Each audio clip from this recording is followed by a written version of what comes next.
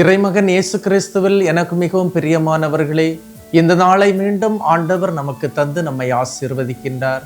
அவருடைய பாதத்திலே நம்மை ஒப்புக்கொடுப்போமா? ஆண்டவரே, உம்முடைய பாதத்திலே இருந்து ஜெபிக்கின்ற மக்கள் இறைவார்த்தையை கேட்டு இந்த நாளிலே தங்களுடைய வாழ்வை அமைத்துக் கொள்ள வேண்டும் என்று எத்தனிக்கின்ற மக்கள், இறைவார்த்தையின் வெளிச்சத்தில் நடக்க வேண்டும் என்று நினைக்கின்ற மக்களை ஆசீர்வதியும். உம்முடைய இறைவார்த்தையை நம்பி ஏற்றுக்கொள்ளும் போது இவர்களுடைய வாழ்வில் விடியல் கிடைக்கட்டும், இவர்களுடைய வாழ்க்கையின் தரம் உயரட்டும், எதிர்கால திட்டங்கள் நிறைவேற்றி தாரும், கனவுகளை நிறைவேற்றி தந்து ஆசீர்வதியும். இந்த நாளை அற்புதமுள்ள, அதிகாரமுள்ள, வல்லமையுள்ள நாளாக இவர்களுக்கு தாரும். ஆமீன்.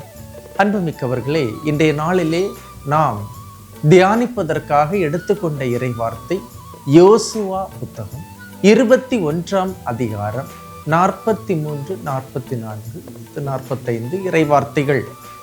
ஆண்டவர் அவர்கள் மூதாதையருக்கு கொடுப்பதாக வாக்களித்த நாடு முழுவதையும் இஸ்ரேலுக்கு கொடுத்தார். அவர்கள் அதனை உடைமையாக்கி கொண்டு அதில் வாழ்ந்தார்கள். கடவுள் இஸ்ரேலுக்கு கொடுத்தார், அவர்கள் அதை உடைமையாக்கி கொண்டார்கள். தினமும் காலையில் எழுந்து இறை வார்த்தையை கேட்டு ஜெபிக்கும் போது கடவுள் தருகின்ற நன்மைகள், ஆசீர்வாதங்களை நாம் மாற்றும். எதற்கு நான் இறை வார்த்தையை கேட்க வேண்டும்? கடவுள் தருகின்ற விடுதலையை, சில நன்மைகளை எனதாக்கி மாற்றி இதை செய்ய வேண்டும், இதன் வழி நடக்க வேண்டும், அதை உடைமையாக்கி கொண்டு அதில் வாழ்ந்தது போன்று, இஸ்ரேல் மக்கள் அந்த நாட்டை உடைமையாக்கி கொண்டு வாழ்ந்தது போன்று, இறை வார்த்தையை கேட்கின்ற நானும் சில நன்மைகளை கடவுளிடமிருந்து பெற்றுக்கொள்ள வேண்டும். வாக்களித்த நாட்டில் கடவுள் எப்படி செயல்பட்டார்? அவர்கள் மூதாதையருக்கு வாக்களித்தபடி ஆண்டவர் அவர்களுக்கு நாட்டின் எல்லை எங்கும் அமைதி நிலவச் செய்தார். பகைவர்களில் எவரும் அவர்களை எதிர்த்து நிற்க இயலவில்லை.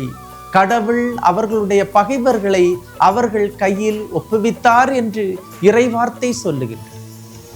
கடவுள் வாக்களித்த இடத்தில் அவர்கள் வாழ்ந்தபோது கடவுள் அவர்களை ஆசீர்வதித்தார்.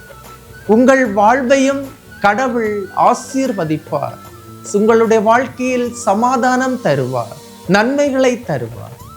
பகைவர்களால் அவர்களை தோற்கடிக்க முடியவில்லை, எதிர்த்து நிற்க முடியவில்லை. பகைவர்களுக்கு அவர்கள் மேல் அதிகாரம் இல்லை.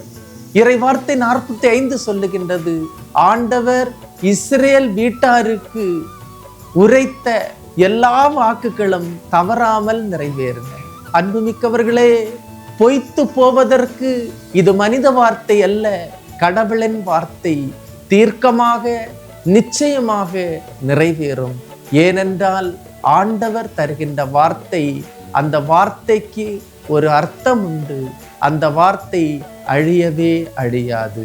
விண்ணும் மண்ணும் ஒழிந்து போகும், என் வார்த்தைகள் ஒழிந்து போகவே மாட்டா, அழிந்து போகவே மாட்டா என்பதுதான் இறை வார்த்தை.